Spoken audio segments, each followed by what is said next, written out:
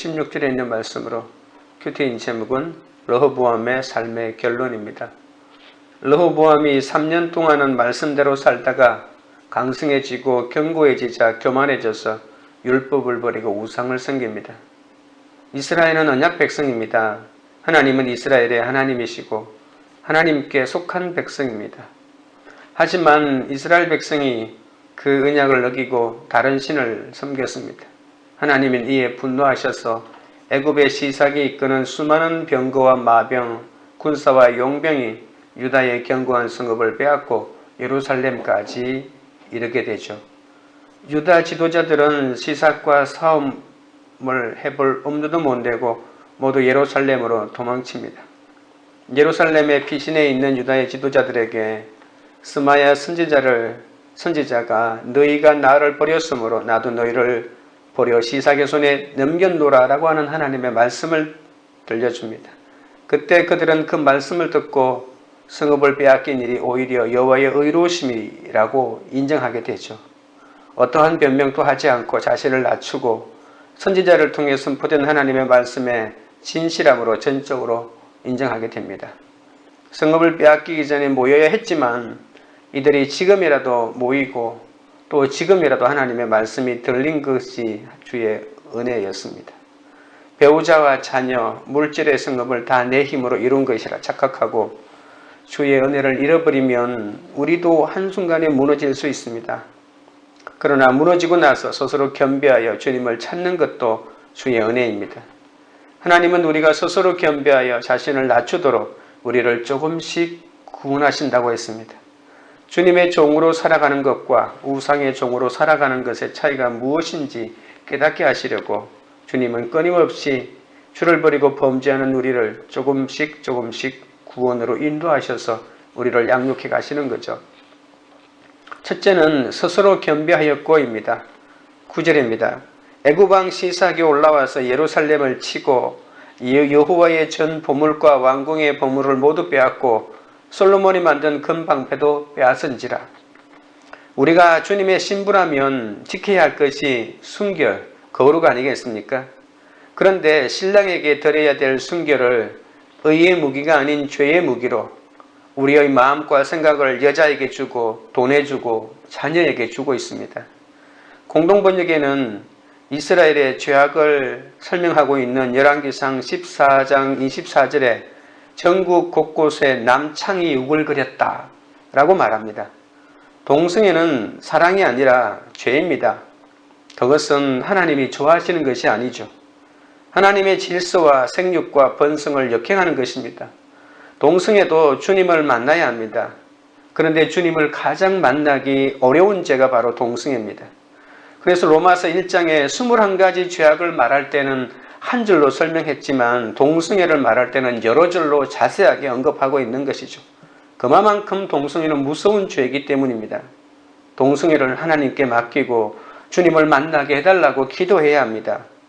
하나님 보시기에 가증한 예루살렘에 결국 하나님의 심판이 찾아오죠. 사랑하시는 자에게 징계를 내리는 겁니다. 우상 숭배가 얼마나 가증한 죄인지 도저히 깨닫지 못하니까 하나님이 애굽 왕 시삭을 보낸 것입니다. 애굽은 이스라엘에게 400년이나 종로로 했던 두려움의 대상이죠. 하나님은 우리가 두려워하는 대상을 통해 우리를 훈련시킵니다. 애굽 왕 시삭이 예루살렘을 치고 성전과 왕궁의 모든 보물과 솔로몬이 만든 금방패까지 모두 약탈해 갑니다. 애굽에게 금방패를 빼앗긴 것은 빼앗길 것을 빼앗긴 것입니다. 내가 그렇게 애지중지한 것 결국 빼앗기고 맙니다.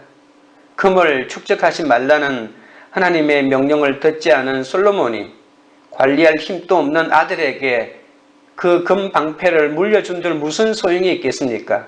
오히려 유혹과 약탈의 대상만 되는 것입니다. 이렇게 빼앗긴 것은 모두 솔로몬의 삶의 결론이고 르호보암의 삶의 결론입니다. 근원부터 자세히 미루어 살피면 모든 사건이 나의 결론을 있을 수밖에 없는 일이란 걸 알게 됩니다. 구원의 역사에 초점을 맞춰서 내 삶을 돌아보면 예수님이 성경대로 오시고 죽으시고 부활하신 사실에 맞추어 간증할 수 있는 것이죠. 그러니까 나에게 일어날 모든 사건이 내 삶의 결론입니다. 시삭은 자신의 세력을 확장하고자 예루살렘을 침공했다고 했죠. 하지만 이런 침략은 단순히 군사적이나 또는 정치적인 목적만 있는 것이 아니라 영적인 이유가 있다고 했죠. 시삭의 마음속에 옆에 있는 나라를 점령하고자 하는 욕망에 의해서 전쟁이 일어났지만 영적인 의미는 이스라엘 백성이 죄를 지었기 때문에 하나님이 심판하신 거라는 뜻입니다. 그것은 솔로몬이 하나님을 떠났기 때문이고 그 뒤를 이어 왕이 된 르호보암까지도 악행을 일삼았기 때문입니다. 하나님은 남유다를 징계하시고 그 왕의 손과 그의 백성의 손을 약하게 하십니다. 그리고 애굽왕 시삭을 심판의 도구로 사용하셔서 예루살렘을 침략하고 약탈하는 거죠. 하나님이 유다를 시삭에게 완전히 넘겨주지는 않았음에도 불구하고 시삭의 약탈이 얼마나 심했던지 왕실과 성전에 있는 모든 보물을 다 빼앗겼다고 합니다. 하나님이 유다를 시삭에게 완전히 넘겨주지 않으시고 조금만 고생하게 하셨는데도 이 정도인데 만일 그들이 끝까지 회개하지 않아서 하나님이 그들을 완전히 넘겼다면 상황이 얼마나 더 비참했겠습니까? 비록 유다가 시삭에게 착취당하는 것이 고통스럽기는 하지만 오히려 더 심하지 않은 것을 감사해야 합니다. 하나님은 이처럼 인간의 죄를 용서하시는 것과는 상관없이 반드시 그 대가를 치르게 하는 경우가 많다는 겁니다. 최대한 죄를 짓지 않는 것이 환난과 고통을 피할 수 있는 제일 좋은 방법이죠. 내 고난이 내 죄보다 결코 무겁지 않습니다.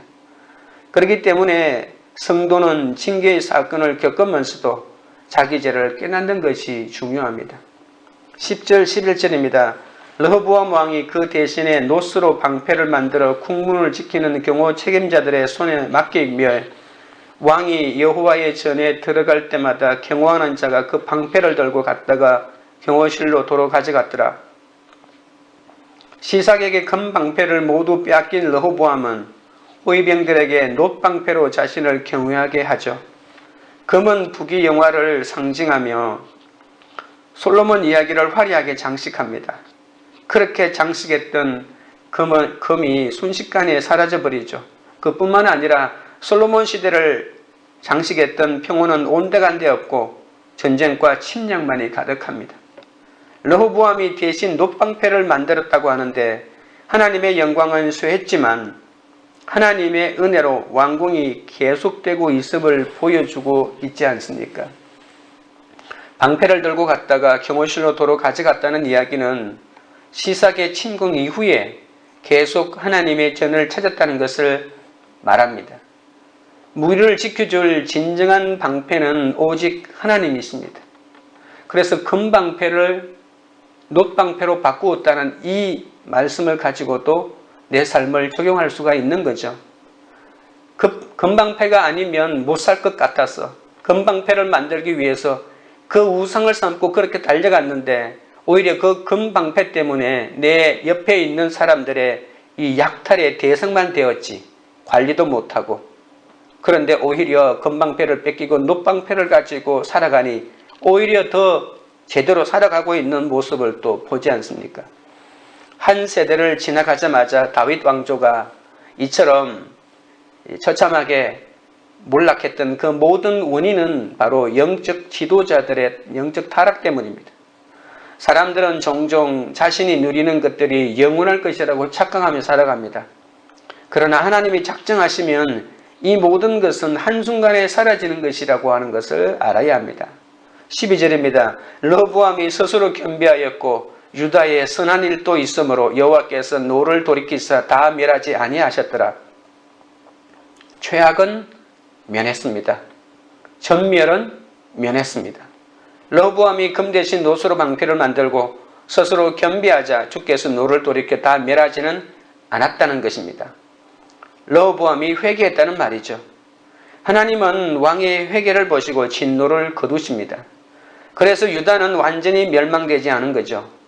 이제 드는 시삭의 손에 혹사당하지 않도록 하셨다는 겁니다. 마지막 순간에 하나님의 은총이 피해를 줄였습니다. 그래서 유다의 형편이 다시 좋아졌다고 합니다. 완전한 회복은 아니었지만 시삭에게 당한 때에 비교하면 많이 좋아진 것이죠. 인생은 각자 절대치의 고난을 안고 살아갑니다. 환경이 힘든 사람은 누가 시키지 않아도 저절로 예배를 사모하고 하나님을 찾지만 모든 것을 갖춘 사람은 허벅지를 꼬집어가며 해도 못하는 것입니다. 그러니 어떤 환경이 축복이고 어떤 환경이 축복이 아니라고 할 수 없습니다. 우리가 누릴 수 있는 최고의 환경은 내 힘으로는 아무것도 할 수 없다는 걸 인정하는 바로 그런 환경입니다. 우리가 교만하여 스스로 높아질 때 주님은 일순간에 모든 것을 다 가져가실 수 있습니다. 환경이 좋은 환경이냐 나쁜 환경이냐는 세상의 가치로는 절대로 분별할 수 없습니다. 오직 하나님의 말씀의 가치로만 그것을 판별할 수 있다는 것입니다. 회개하여 예배를 회복하면 하나님은 다 멸하지 않고 다시 주의 사랑을 베풀어 주십니다. 적용 질문 드립니다. 주의 징계를 받아 한순간 모든 것을 잃어버린 적이 있습니까?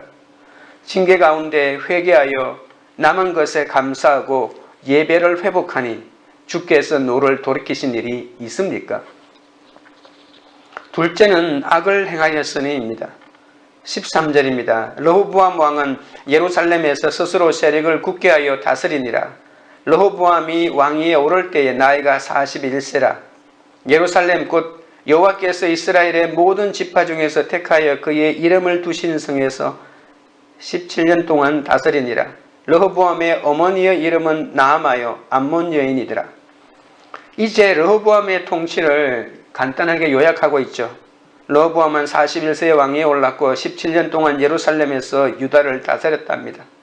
나라가 분열되면서 10지파가 떨어져 나갔지만 하나님은 당신의 이름을 계속 예루살렘 성전에 두셨기 때문에 이 예루살렘은 매우 특별한 곳이었습니다. 예루살렘이 분열왕국 시대에도 여호와께서 인정하신 종교적인 중심지였다는 겁니다. 르호보암의 어머니 나아마는 암몬 사람이었습니다. 암몬 사람들은 롯과 둘째 딸 사이에 태어난 아들 벤 암미에서 유래된 족속이죠. 솔로몬이 주변 국가들과 평화로운 관계를 유지하기 위해서 수많은 이방의 공주를 아내로 맞이했는데 아마도 나아마는 이런 정황에서 솔로몬에게 시집온 암몬 족속의 공주였을 거라고 생각됩니다. 그는 암몬 사람인 어머니의 영향을 받아 유다에 산당도 만들고 우상도 섬기고 아세라상을 세우는 악을 저질렀습니다. 어머니 나아마가 속한 암몬 여인들은 자신들의 가증한 밀곰신을 들여왔고 르호보암은 이런 우상 숭배의 영향을 받았을 겁니다. 다윗 왕조는 벌써 이방인들의 영향을 받고 변제를 하고 있었습니다. 이처럼 르호보암이 우상 숭배가 가증한 죄임을 깨닫지 못하니 주께서 애굽 왕 시삭을 보내 그를 징계한 겁니다. 14절입니다. 르호보암이 악을 행하였으니 이는 그가 여호와를 구하는 마음을 굳게 하지 아니함이었더라. 역대기 기자의 르호보암에 대하여 악을 행한 사람이라고 단호하게 평가합니다. 그는 회개하여 하나님의 진노를 돌이킨 적도 있고 하나님의 언총을 체험한 적도 있습니다. 하지만 전반적으로 그의 인생은 하나님이 기뻐하시는 삶이 아니었다는 말입니다. 우리의 절대적인 순종과 온전한 마음을 요구하시는 하나님께서 르호보암을 보았을 때 그는 대충 순종했고 마음은 반쯤만 들인 그런 사람입니다. 여호와를 구하는 마음을 굳게 하지 않았기 때문이라고 성경은 말합니다. 주를 구하는 마음을 굳게 하면 주께서 높이시지만 스스로 자기 세력을 굳게 하면 주님은 낮춘다는 사실을 잊지 말아야 합니다. 적용 질문 드립니다. 여호와를 구하는 마음을 굳게 하기보다 스스로 세력을 굳게 하다가 낮아진 적은 언제입니까? 셋째는 항상 전쟁이 있으니라입니다. 15절입니다. 르호보암의 처음부터 끝까지의 행적은 선지자 스마야와 선견자 id도의 족보책에 기록되지 아니하였느냐. 르호보암과 여로보암 사이에 항상 전쟁이 있으니라. 르호보암은 나라가 견고해지자 여호와의 율법을 버리고 스스로 세력을 굳게 하고 암몬 사람인 어머니의 영향을 받아 우상을 숭배했습니다. 그로 인해 주께서 애굽의 침략이라는 징계를 받게 하셨죠. 그러나 스스로 겸비하여 회개함으로 완전한 멸망만은 피할 수 있었습니다. 르호보암에 대한 나머지 이야기는 스마야 선지자와 잇도 선견자의 족보책에 모두 기록되어 있다고 합니다. 스마야는 이미 2차례나 르호보암에게 하나님의 말씀을 선포한 선지자였죠. 잇도는 여로보암에 대한 책을 남겼고 아비야와 연관되고 한 번 더 언급될 예언자입니다. 역대기는 열왕기보다 르호보암에 대하여 3배나 더 많은 공간을 할애하며 기록하고 있습니다. 아마도 이러한 출처들을 인용해서 왕의 이야기를 재구성했을 것입니다. 르호보암과 여로보암 사이에 항상 전쟁이 있었다고 마지막으로 언급합니다. 같은 민족끼리 이렇게 다투는 것은 둘 다 우상 숭배를 했기 때문입니다. 그런데 르호보암에게는 이 전쟁이 환란이 되어 스마야 선견자의 말씀을 듣습니다. 하나님께서는 남북 왕국의 분열이 하나님으로부터 연유한 것이므로 두 형제 나라가 결코 싸워서는 안 된다는 말씀을 듣게 되죠. 우리 가운데 있는 전쟁이 있습니다. 내 속의 전쟁이 가장 큰 문제 아닙니까? 서로가 용서하지 않고 남 탓을 하기 때문에 끝없는 전쟁이 내 마음속에 일어납니다. 그래도 전쟁이 일어난다 해도 믿는 쪽은 이 훈련의 세팅이지만 안 믿는 쪽은 멸망의 길입니다. 여로보암은 우상숭배로 인해 하나님께서 버리시지만 르호보암은 다윗의 언약 안에 있었기 때문에 어머니의 죄의 영향력이 이렇게 큰 연약함에도 불구하고 다윗성에 장사되었다고 하는 것이죠. 회개만이 천국 가는 길입니다. 똑같은 죄 같으나 택자는 마지막이라도 반드시 회개합니다. 하나님의 영역 속에 포함된 것이 회개이지만 그것을 자유의지로 지금 내가 회개하고자 하는 마음이 드는 사람이 택자입니다. 르호보암은 자기 죄를 보았습니다.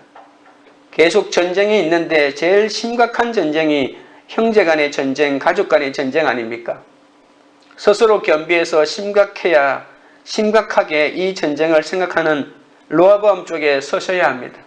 전쟁을 치르고 있고 어쩔 수 없이 내 속에 전쟁이 일어난다 할지라도 그래도 택자이기 때문에 하나님의 언약이 있기 때문에 말씀을 듣고 회개하고자 내가 이러면 안 된다는 이런 끊임없는 하나님께로 나아가고자 하는 선택이 있어야만이 그래도 회개할 수 있고 그래도 하나님 편에 설 수 있지 않겠습니까? 16절입니다. 르호보암이 그의 조상들과 함께 누움에 다윗성에 장사되고 그의 아들 아비야가 그를 대신하여 왕이 되니라. 르호보암은 모든 부와 명예가 하나님께로부터 온다는 것을 깨닫지 못했습니다. 그리고 너희 형제와 싸우지 말라는 말씀을 저버린 채 북이스라엘의 여로보암과 항상 전쟁을 했다고 했죠. 애굽의 예루살렘 침략과 약탈을 겪으면서도 남북 이스라엘이 서로 분쟁하는 것은 비극적인 일이었습니다. 항상 같은 민족끼리 이렇게 다투는 것은 남유다와 북이스라엘 모두 바른 신앙을 지키지 못했기 때문이죠. 믿음을 지키지 못했기 때문에 하나님 안에 거할 수 없었고 그래서 하나님 안에 거하지 않는 사람들은 하나님의 뜻에 관심이 없기 때문에 서로 자기 목소리만 내고 자기 기득권만을 주장할 수밖에 없죠. 그래서 서로 치고받고 싸우는 것입니다. 결국은 죽을 수밖에 없는 인생 아닙니까? 내가 조금 더 많이 가진들 죽고 난 다음에는 무슨 소용이 있습니까? 하나님의 말씀을 들으라고 그렇게 선지자가 내 옆에서 말해 주었는데도 그 말씀을 지켜내기가 이렇게 힘이 듭니다.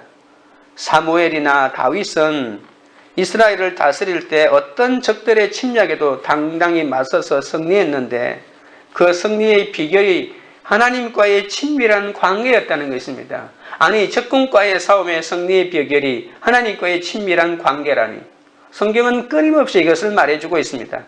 우리 인생에서 어떻게 하면 죽음의 자리에 눕기 전에 승리하는 삶을 살 수 있을까? 그것은 바로 하나님과의 친밀한 관계에 있다는 것입니다.